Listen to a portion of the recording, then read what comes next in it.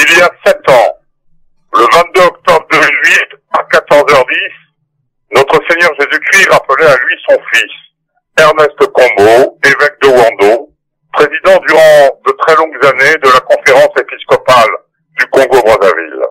Durant les 5 dernières années de sa vie, je fus avec 2 de ses nièces, l'un de ses tout proches serviteurs. Nourri par une foi profonde en Christ ressuscité, seul sauveur de notre pauvre monde, sa vie tout entière a été une offrande à l'Église catholique, de qui il reçut sa foi, et à sa patrie chérie, le Congo-Brazzaville, la terre de sa mère, de son père, de tous ses ancêtres et de toute sa grande famille congolaise. En ces temps de troubles et de chocs au Congo-Brazzaville, où chaque Congolais appelle de ses vœux l'instauration d'une conférence nationale, on se doit d'évoquer et de célébrer la mémoire d'Ernest Combo, qui fut le président de la première conférence nationale à Brazzaville, il y a 25 ans déjà. Ernest Combo avait été l'homme consensuel, désigné par toutes les forces du pays pour incarner l'autorité morale qui devait déjà apaiser la colère d'un peuple et interpeller avec vigueur ses élites pour assurer ce qu'il est convenu d'appeler l'alternance démocratique. Mais parlons clair, mes chers frères congolais, et cessons de nous gargariser de mots vidés de leur sens, tels que république, alternance démocratique, paix, liberté, égalité. Quelle était la réalité du pouvoir au Congo-Brazzaville au début de ces années 90? Cette réalité était identique à celle d'aujourd'hui. Le pouvoir congolais, comme il l'est aujourd'hui, est en effet un pouvoir d'essence criminelle. Comme aujourd'hui, Denis Sassou Nguesso concentrait tout le pouvoir en ses mains, sanglantes, et ce depuis le tout début des années 1977. Comment Sassou Nguesso avait-il conquis ce pouvoir en 1977? Par le crime. Élisons-en. Chef des armées en 1977, il assassina Mariane Gouabi et Massamba Deba. Pourquoi ces crimes? Il est une date très importante que tous les Congolais doivent connaître. Cette date est le 1er janvier 1977. Mariane Gouabi, alors président de la République populaire du Congo-Brazzaville, reconnaît ce jour-là, ce jour du 1er janvier 1977, l'État du Vatican. Pourquoi Mariane Gouabi reconnaît l'État du Vatican? Parce qu'il comprend, alors, 17 ans après l'indépendance, que le régime communiste et ses parrains que sont Moscou et Cuba entraînent Brazzaville dans les ruines et le néant du matérialisme. Mariane Gouabi décide alors de rejoindre le camp de Rome, de Paris, de Washington, de Bruxelles, en un mot, le camp occidental. Une alliance secrète est alors convenue avec Massamba Deba pour sortir Brazzaville du camp communiste. Qui est à la source de cette alliance pour sortir Brazzaville du camp communiste? Un homme, un seul, un grand saint oublié du monde entier, un grand saint du Congo-Brazzaville, le cardinal Émile Biayenda. C'est le pape Paul VI qui, en 1973, nomme Monseigneur Émile Biayenda cardinal. Émile Biayenda est le premier cardinal d'Afrique centrale. Pourquoi Émile Biayenda, enfant du Congo-Brazzaville, est nommé cardinal? Parce que l'Europe, les États-Unis, tout le camp occidental veulent mettre fin au communisme en Afrique centrale. Sassou Nguesso, ministre des Armées, est alerté de ce projet. Il informe Moscou et Cuba de cette nouvelle constitution qui devait sortir le Congo-Brazzaville du camp communiste. Assurés du soutien de Moscou et Cuba, les militaires exécutent Mariane Gouabi, qui sera, comme chacun sait, achevée par sa garde cubaine le 18 mars 1977. Après un procès vite expédié, Massamba Deba sera condamné à mort et exécuté le 25 mars 1977. Son corps ne sera jamais remis à sa famille. Si Moscou et Cuba sont complices avec Sassou Nguesso, ministre des Armées, des assassinats de Mariane Gouabi et Massamba Deba, on peut affirmer cependant que Moscou et Cuba sont innocents du crime proprement terrifiant, d'une cruauté inouïe dont fut victime le cardinal Émile Biayenda. Ce crime-là n'est pas un crime politique banal que de nombreux dictateurs commettent pour s'emparer du pouvoir. Il s'agit d'un crime rituel, lié à certains cultes sombres qui entendent asseoir leur pouvoir sur les hommes en invoquant les forces du mal. Ces forces de la mort nourrissent la terreur des hommes. Elles agissent la nuit. Et c'est bien dans la nuit du 22 mars 1977 que le cardinal Émile Biayenda connut son martyre. En effet, après avoir été enlevé par des militaires à l'archevêché à bord d'une Land Rover, le cardinal Émile Biayenda fut transporté au cimetière d'Itatolo. Là, une fosse était creusée, dans laquelle il fut enterré vivant. Son corps, en effet, ne présentait aucune trace de balle, ni aucune trace de blessure mortelle. Lorsqu'on le retrouva enseveli dans cette tombe, son bras droit était figé au-dessus de sa tête, comme pour se protéger dans un dernier geste désespéré, comme pour repousser la terre qui l'ensevelissait et respirer une dernière bouffée d'air. Sa main gauche, quant à elle, était crispée sur sa croix pectorale, témoignant ainsi de son ultime supplique vers le ciel. À la morgue de Brazzaville, où il fut transporté ce jour du 22 mars 1977, la raideur cadavérique de son bras, dans cette position insolite, dans ce réflexe d'une ultime défense, impressionna tous les témoins.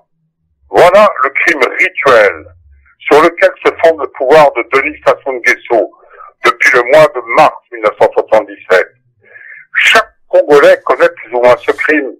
Chaque Congolais est terrorisé par ce crime qui est la source de dizaines de milliers de crimes qui suivront et qui seront commis par cet homme tenu par le démon, par cet homme qui tient son pouvoir des forces des ténèbres et de la mort.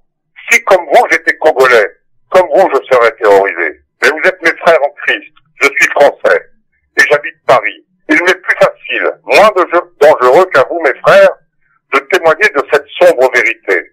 Cette vérité, je la tiens d'Ernest Combo. Lui-même n'a pas su la dire aussi clairement. Ça lui était tout simplement impossible. Cependant, lors de la conférence nationale, à sa manière, il a tout fait pour que chaque Congolais comprenne. Il a notamment longuement fait parler l'adjudant Mamoy, qui est à l'origine de la légende mensongère de l'assassinat du cardinal par une rafale de mitrailleuse dans le dos, sur la montagne dite aujourd'hui montagne du cardinal. Que chacun réécoute s'il le peut sur YouTube le témoignage proprement comique, confus et ridicule de cet homme à la solde du pouvoir militaire, qui est l'adjudant Mamoy. Ernest Combeau se désespérait que les Congolais puissent croire à une histoire d'une soutane miraculeuse qui serait restée intacte des traces de balles. À ce propos, il m'a dit, le Christ lui-même n'a-t-il pas montré ses 5 plaies à Thomas? J'avais en effet pu voir moi-même cette soutane miraculeuse, pieusement conservée dans le petit musée dédié au cardinal Émile Gayenda, à Brazzaville. En ce début des années 1990, le mur de Berlin tombe, et c'est avec le plein soutien de Rome et de Jean-Paul II qu'Ernest Combeau s'engage dans sa mission de président de la conférence nationale, qui lui reconnaissait durant cette période transitoire tout le pouvoir exécutif à Brazzaville, conférence nationale souveraine. Mais outre ce soutien de Rome et du pape, un autre événement va venir renforcer le pouvoir d'Ernest Combeau lors de cette conférence nationale.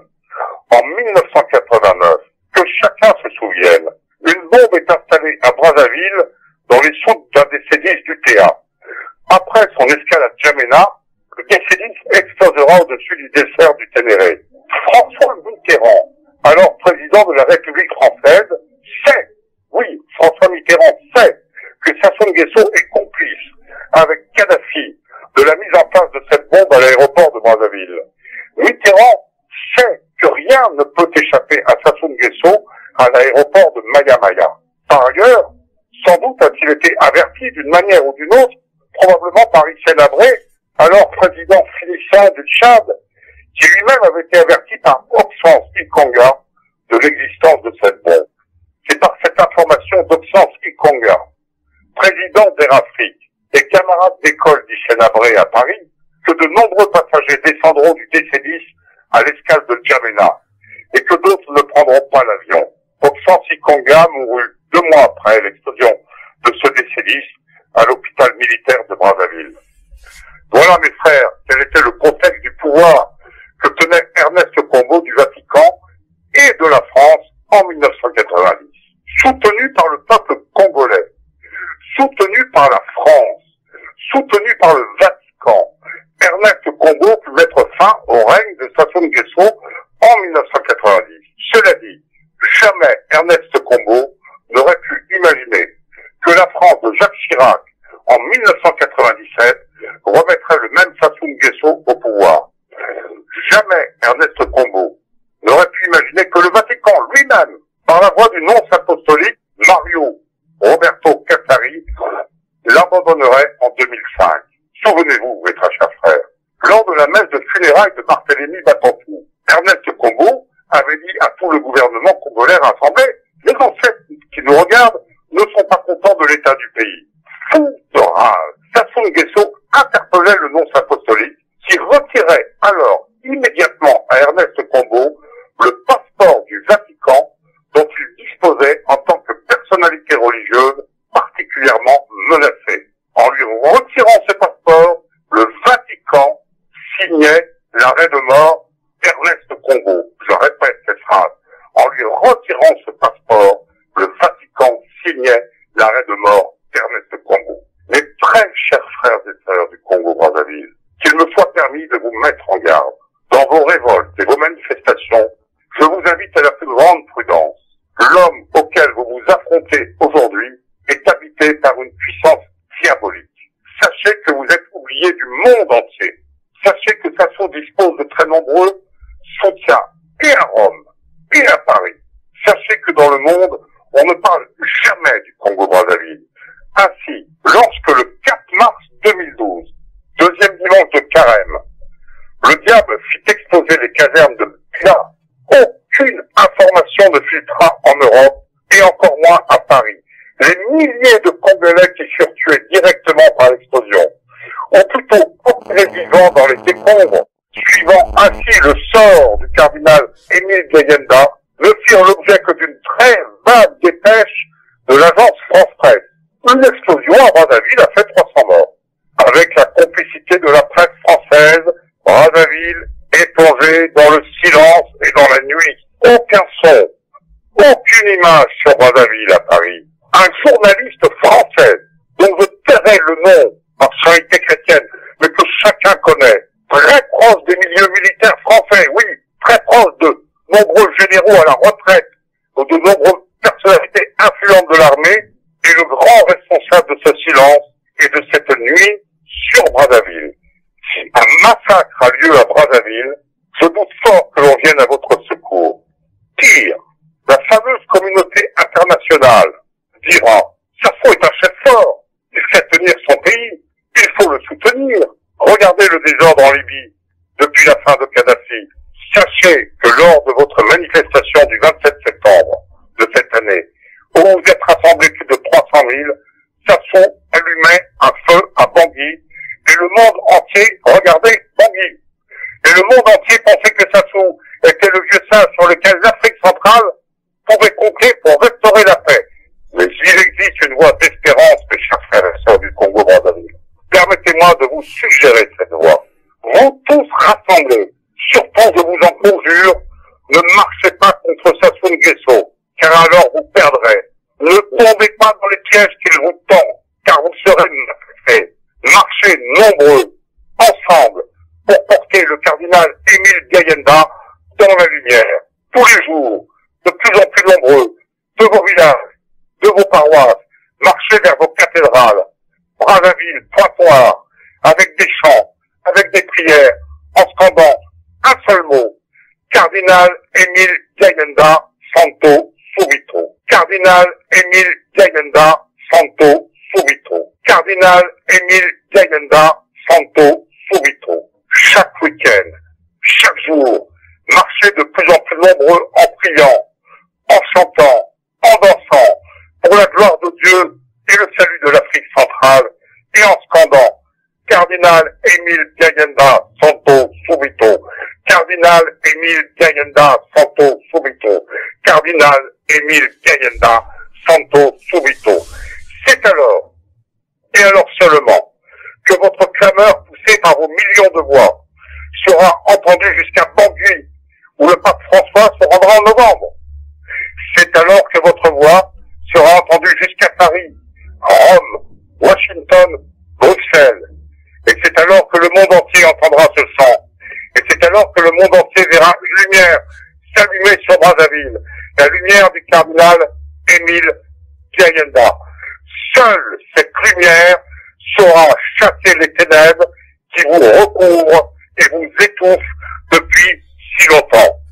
Très chers frères et sœurs du Congo-Brazzaville, je vous invite à une prière, une seule, que je fais avec vous. Seigneur, je t'en supplie, Seigneur, délivre-nous du mal.